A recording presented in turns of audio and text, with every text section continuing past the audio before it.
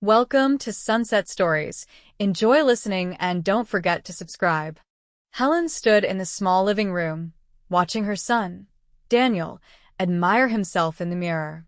The early afternoon light fell across his broad shoulders, highlighting the perfect fit of his tailored suit. Tomorrow was his wedding day, and Helen found herself staring in disbelief. When had her boy grown into this tall, confident man? Daniel tugged at his jacket sleeves and caught Helen's gaze in the reflection. "Thanks for the suit, Mom," he said, a hint of tension in his voice. "It's exactly what I wanted." "I know it wasn't cheap." Helen forced a smile. She had saved for months, cutting corners, taking extra shifts as a custodian and nursing aide, to buy him a suit that would fit in among the wealthier circles his fiancé came from. She pushed away the pangs of guilt at how much money she had spent. This was a once-in-a-lifetime moment. She wanted it to be perfect. "It looks amazing on you," she replied quietly. Daniel nodded. For a moment, he seemed content, like the bright kid who used to sit on Helen's lap, reading picture books. But then his posture stiffened.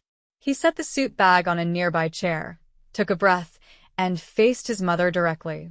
"Mom, we need to talk about tomorrow," he said. The sudden seriousness in his tone made Helen's stomach twist. She already had an inkling of what was coming. "Remember how I said that maybe you shouldn't come?" Her heart clenched. He had mentioned it in passing a few weeks ago, but she'd hoped it was a misunderstanding or a casual remark he didn't really mean.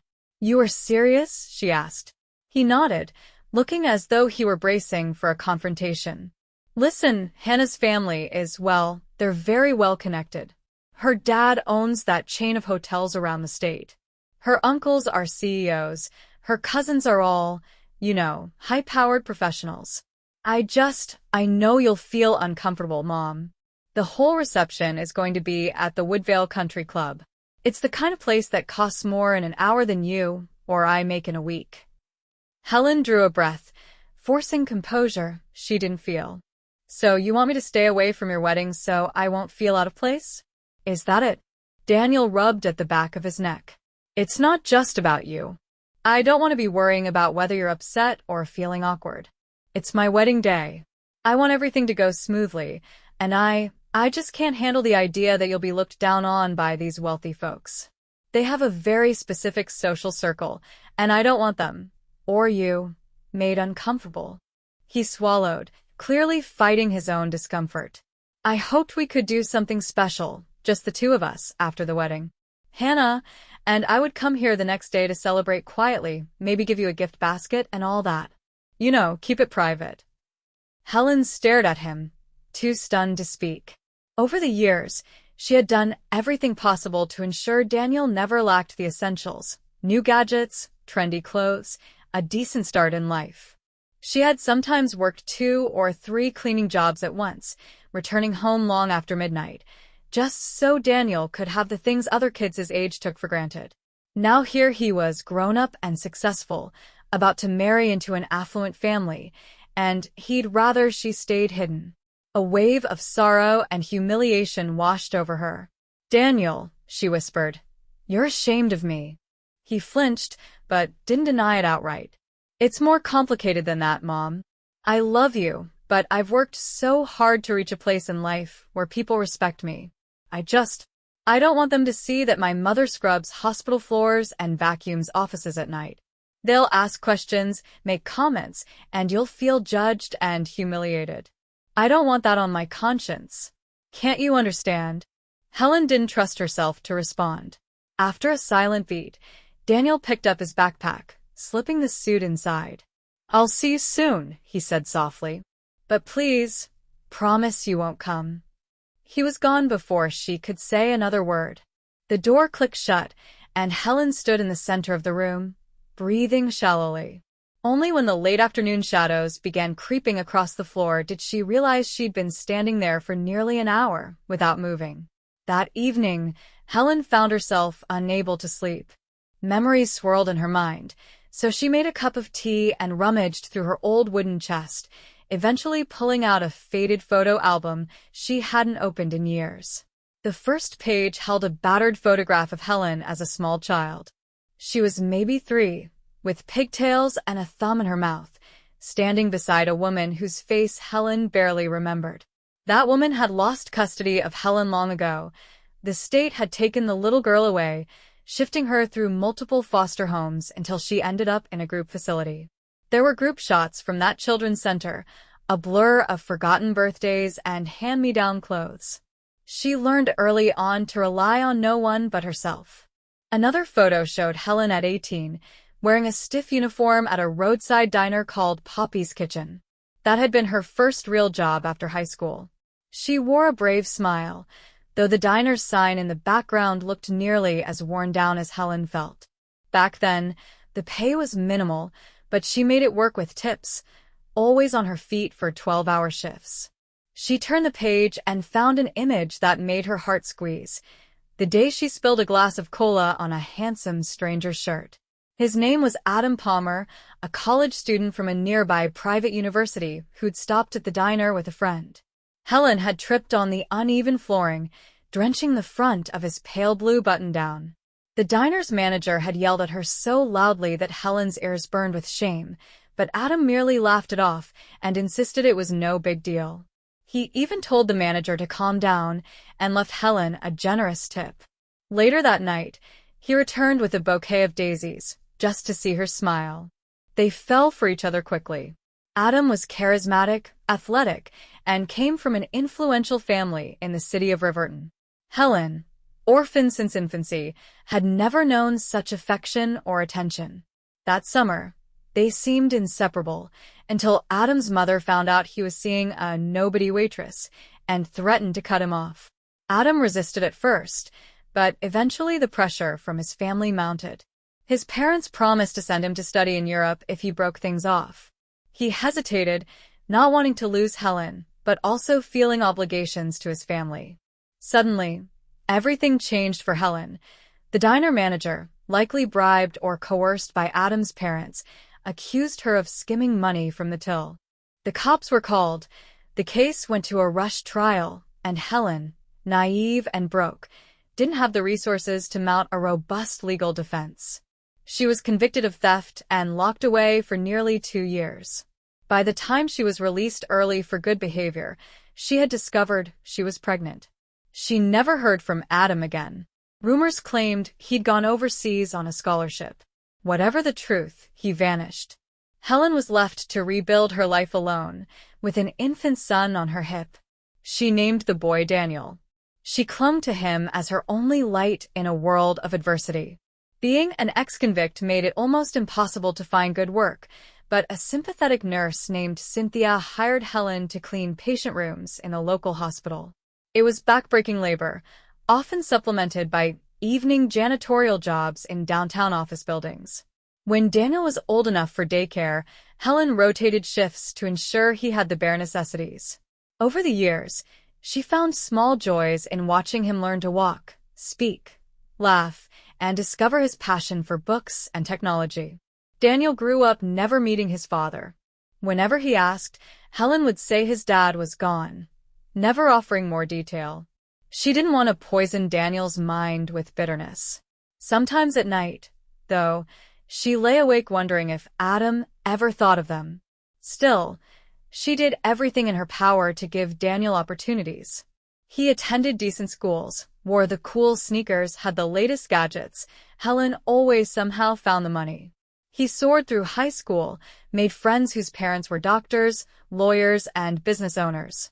By college, he had begun to move in social circles far beyond anything Helen had experienced. As Daniel flourished, Helen remained a shadow figure in his new world, the mother who quietly paid the bills, scrubbing floors and changing bedsheets for a living. She overheard him joking with classmates on the phone, carefully avoiding any mention of her occupation. That stung, but she told herself he was just trying to fit in. She never complained, wanting only his happiness. Then he met Hannah, the bright, amiable daughter of a hotel mogul. Within a year, Daniel proposed. Helen rejoiced at first, but soon noticed how Hannah's family swept Daniel into their lavish lifestyle. Dinners at 5-star restaurants, weekend golf tournaments, fundraisers with local politicians. Daniel adapted quickly, wearing designer suits, discussing stock portfolios. And now, the same son, whom she had raised through countless sacrifices, believed she'd be an embarrassment on his big day. By dawn, Helen had made up her mind. She carefully replaced the photos in the album. Her heart felt bruised, but she wasn't going to let shame keep her from seeing her own son's wedding ceremony. She might not be wealthy, but she deserved to stand there, watch him say, "I do," and wish him well. Helen opened her worn purse and counted her tips and leftover bills. Then she checked her balance on an old smartphone, verifying her last paycheck had been deposited. It would be just enough. She booked an appointment at a local salon, something she'd never done for herself, and then headed to a bargain boutique that specialized in discount designer pieces. Despite her limited budget, she found a lovely, navy blue sheath dress that fit her figure well and gave her a certain elegance she'd never felt.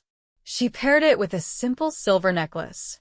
Peering at herself in the changing room mirror, Helen felt both excitement and a flicker of fear. Would Daniel resent her for coming against his wishes? Possibly.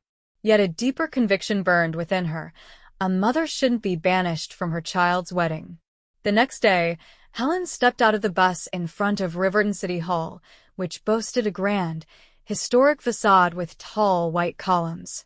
A crowd of well-dressed guests chatted in the courtyard. Helen drew a calming breath and approached, head held high.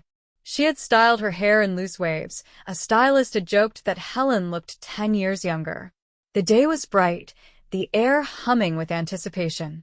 Inside, the ceremony hall was decked with flowers, classical music drifting from a string quartet. She spotted Daniel at the far end, standing with a close friend who served as best man. Daniel looked handsome, albeit slightly anxious. Beside him, Hannah was radiant in her sleek, white gown. Helen hung back, not wanting to cause a scene. Soon, the ceremony began in earnest. The officiant read vows, and the couple exchanged rings. Helen discreetly wiped away tears, proud of the man her son had become, no matter what insults he'd hurled at her. After the grand pronouncement, "I now pronounce you husband and wife."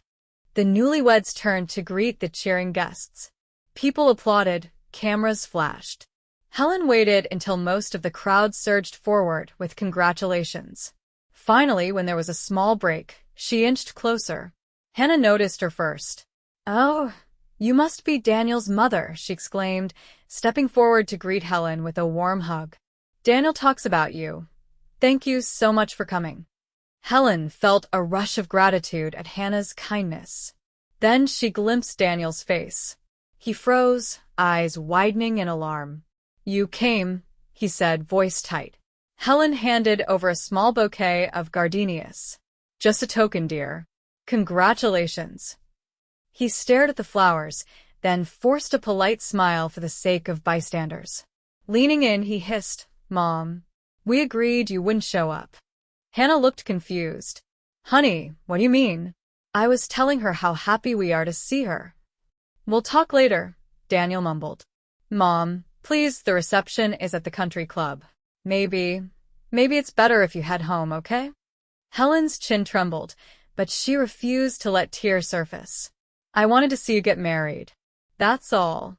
I won't go to the reception if it makes you so uncomfortable." Hannah started to protest, but Daniel had already turned to greet another guest. His newly minted father-in-law ushered the couple toward the exit, where a limousine waited to ferry them away. Helen sighed, stepping aside to let them pass. "I've seen everything I needed to see," she told herself. "I'm proud of him, no matter what." Just then, a deep voice sounded behind her. "Helen? Helen Anderson, is that really you?" She spun around, locking eyes with a man in a tailored suit, tall, with flecks of gray at his temples. A shock coursed through her. It was Adam Palmer, the father of her child. Helen's mind whirled. "Adam? You're here?" she managed. He gave a shaky smile. "The bride's dad is my business partner. I heard she was marrying a guy named Daniel but I never made the connection. My God, you look incredible. Helen's cheeks flushed with a mixture of anger and old heartbreak. Adam, who had never once reached out after her arrest, now stood mere feet from her. I can't believe this, she muttered. His eyes flickered toward the just-married couple climbing into the limousine. That's your son, isn't it? Is he? Helen's heart hammered. He's ours, Adam. Daniel is your son. And yes, he's getting married today. She could almost hear the gears turning in Adam's head. His gaze darted anxiously back to Helen's. Please, can we talk somewhere private? I need to understand everything. I thought you'd left town with someone else. Helen stared at him, trembling with pent-up emotion. Did she owe him any explanation after all these years? But a part of her wanted answers, too.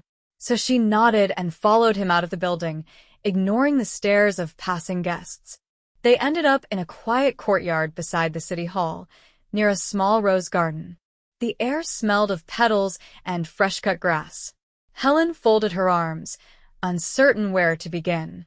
Adam eyhalet. All those years ago, my parents forced me to go to Europe. They told me you were only after my money, that you wanted nothing to do with me once I left. When I got home, I tried to look for you, but the diner was closed and people said you disappeared. Dad insisted you'd run off with someone else. I eventually believed him. Helen pressed her lips together. The truth is, I was in prison. I was framed for theft at that diner. I suspect your parents' involvement, or your father's. By the time I got out, I was already pregnant. And you never came. Never wrote. I had no money, no lawyer, nothing. He ran a hand over his face. Helen, I truly had no clue. If I'd known, I would have moved mountains to help. Believe me. For a long moment, they just stood there in tense silence. At last, Adam mustered the courage to say, So Daniel is my son. I missed everything, didn't I? Helen felt tears pricking her eyes. Yes, you did. But he turned out well. Even if he doesn't want me around right now, I can't stop loving him. And I can't lie, life's been extremely tough. I had no choice but to keep pushing forward. A swirl of guilt and longing crossed Adam's face. I'm sorry. Please, let me try to make amends. Helen swallowed her pain. I don't know if that's possible. He's a grown man who doesn't even know who his father is. Meeting you now might just add confusion to his life. He's busy chasing wealth and status. He's ashamed of me and my job. Not sure how he'd handle you. Adam shook his head. I still want to meet him properly. Even if he's angry at me, at least I'll know I tried. They exchanged contact details. Then Adam gently offered her a ride home, but Helen declined, saying she needed a moment alone. She walked to a nearby bus stop, heart pounding with each step. One thing was certain, her life had just taken a turn she never expected. 2 days after the wedding, Daniel turned up at Helen's apartment unannounced. She was folding laundry from her evening shift when she heard his tentative knock. He came inside, wearing casual clothes instead of the fancy suits she'd grown used to seeing him in. He looked anxious.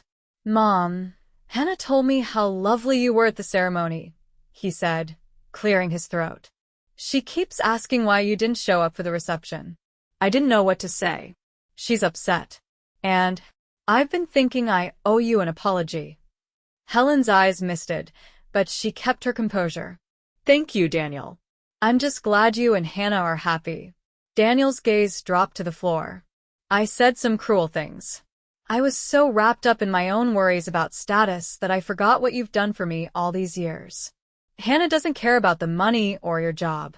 She just wanted my mom there. He inhaled unsteadily. So yeah, I'm sorry. Helen nodded, relief flooding her. I accept your apology. As they sat down in her living room, Helen considered mentioning Adam. But before she could, a presence stirred in the hallway. Adam stepped forward. He'd arrived earlier at Helen's invitation, hoping to speak with Daniel. Daniel froze. Mom, he said, confusion edging into suspicion. Who is this? Helen swallowed. Daniel, There's something I've never told you. This is Adam Palmer. He's your father. A heavy silence descended. Daniel stared at Adam, then at Helen, as though searching for any sign this was a joke. My father, the one you said left long ago? He's here. Adam cleared his throat, looking vulnerable for the first time in Helen's memory. I only just found out you were my son. I'm sorry I missed your entire childhood. If I'd known. Anger flashed across Daniel's face. He stood abruptly. All these years, you were somewhere else, living your life while Mom scrubbed floors to raise me. You want me to forgive you now? Helen rushed to quell the hostility. Daniel, he didn't know. I was framed, remember? I never told you everything because I didn't want you growing up hating your father. Daniel's jaw tightened. He turned to Adam, eyes blazing. You had money connections. Why didn't you at least try to find her? You believed a bunch of lies.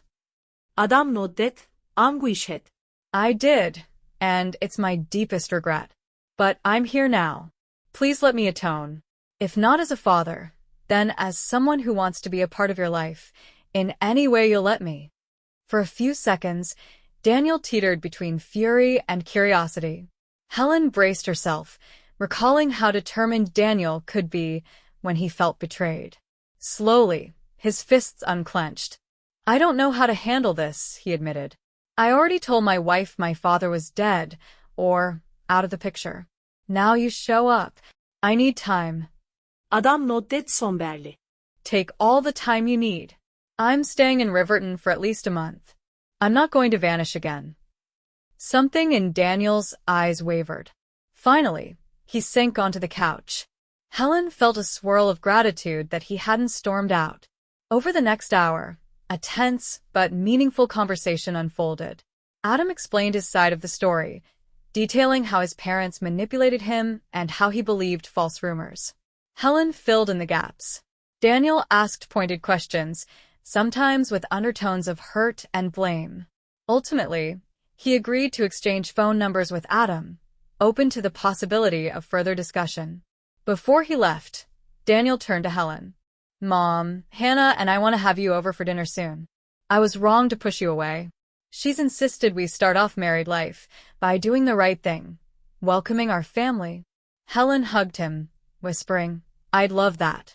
Then Daniel gave a curt nod to Adam and departed, still clearly conflicted. Adam looked at Helen. Thank you for letting me see him. If we keep talking, maybe I can be part of both your lives. Helen's eyes fluttered closed.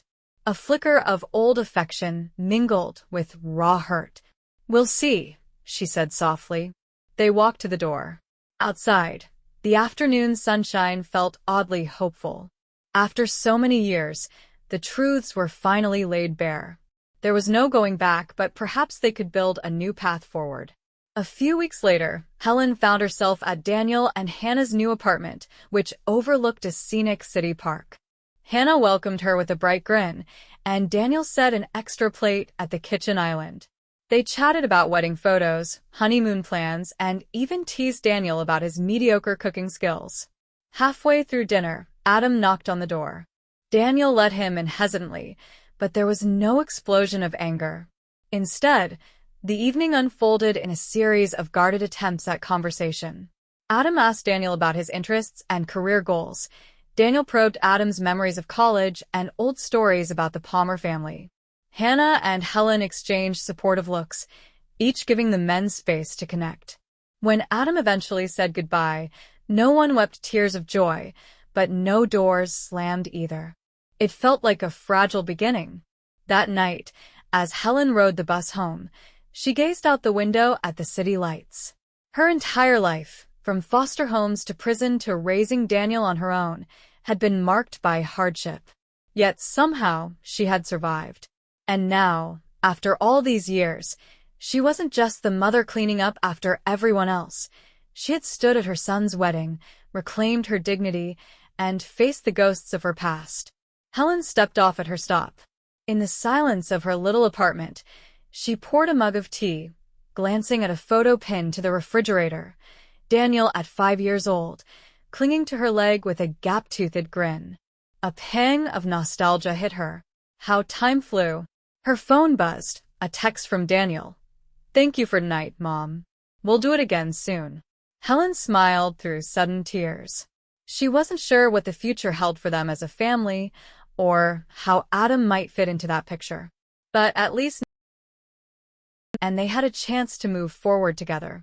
Helen switched off the lights, the apartment plunging into soft darkness. She made her way to bed, feeling both exhausted and strangely at peace. Tomorrow, she'd be up at dawn for a shift at the hospital. But for the first time in a very long time, her heart felt lighter. Perhaps love, and a bit of forgiveness, could weave itself into the shattered seams of their past, creating a new tapestry of possibility. The last thought Helen had before sleep claimed her was of Daniel and Hannah, forging a life that would include her, not hide her. No matter what they faced, at least the silence of secrets was broken. And for Helen, that was more precious than any glitzy reception at the country club ever could be. That's the end of our story. Make sure to subscribe to our channel to stay up to date on new stories and share this video so others can discover these great stories too.